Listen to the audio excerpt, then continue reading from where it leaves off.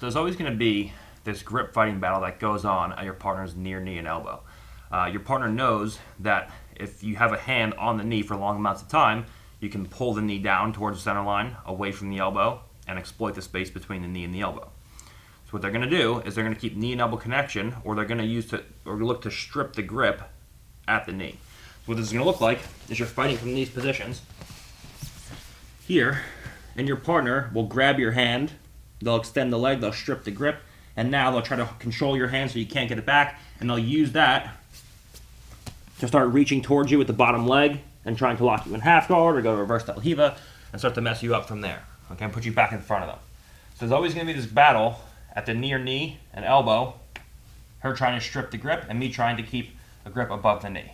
Okay, now there's a couple different ways that we can look to pommel and recover from here so my partner can't extend the leg towards me, and we're going to look at those in a second. Just understand that as long as you have good head position and as long as you have good hand and forearm position over your partner's hip and your partner can't high leg, it doesn't matter if you can't get a grip to consistently stay on your partner's knee. Your partner still is pulling the knees to the chest as hard as you can, and you're just relaxing, camped out past your partner's J point. Okay? So even if she controls my wrist for long amounts of time, when she goes to recover from here, I just hang out. It is exhausting for the person on bottom to play from there for long amounts of time. Okay? Now, there's a couple of ways that we can look to pommel and get their hands back to position. The main thing I don't want is for my partner to be able to extend the bottom leg towards me and start trapping my leg or posting in my hip and putting me back in front of her. Okay, so the main things you're going to see is she reaches for my bottom leg, she pulls me into half guard. This is not the end of the world. It's actually a great passing position if we can get chest to chest. We'll look at that later, but if you want to pass the side control, it's not the best.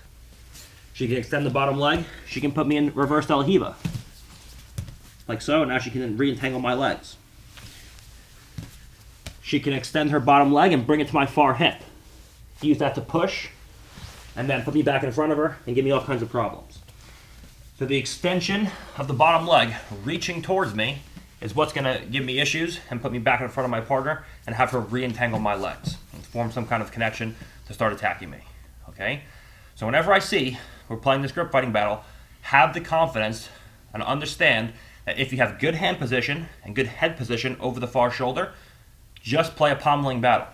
We're in here, she's camping, or I'm camping, she goes to strip my grip, I go back. She goes to strip my grip again, I go back. I just keep going back to the knee. I pommel and go back to the knee. We play a game like so.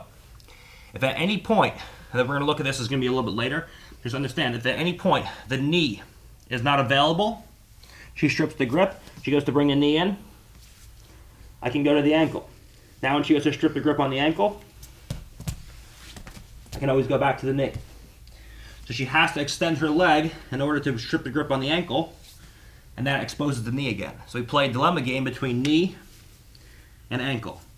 So she goes to strip the grip on the knee comes in, I go to the ankle. Now, in order for her to extend and beat that grip, again, she goes to bring the knee back in, and I go back to the knee. So we can go knee to ankle.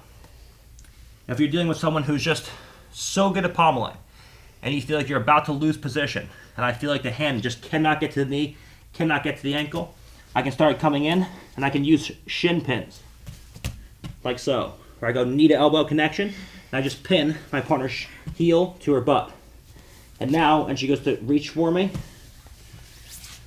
we can use that to go back to a situation where we can get a hand back to the knee. So there's always going to be this constant grip fighting battle at your partner's near knee and elbow. She's going to be looking to strip the grip off by extending the leg and pulling the hand up. I'm going to be looking to constantly re-pommel to the top of that knee. And as long as your head position and hand position are perfect, you can play this game for long amounts of time. If the knee is not available, you go to the ankle. If she strips the grip on the ankle, you go back to the knee. And if you feel like you're losing the position altogether, we can go into shin pins, and we can start chaining high stepping and knee sliding, and we'll look at what we can do later with that. But there's a couple different options we have from here. But understand, camp in this position and just fight repeatedly to get the hand back to the knee as your partner pommels. And it's very, very exhausting for the person on bottom, and you are using no energy besides using a little bit of core to keep yourself balanced. But it's very, very tiring for the person on bottom. You're using almost no energy, and all it's required is just to pommel that hand back to the knee and be disciplined every time she strips it. Pommel, back to the knee, pommel, back to the knee. You're dragging the knee away from the chest, and it's very, very difficult to deal with.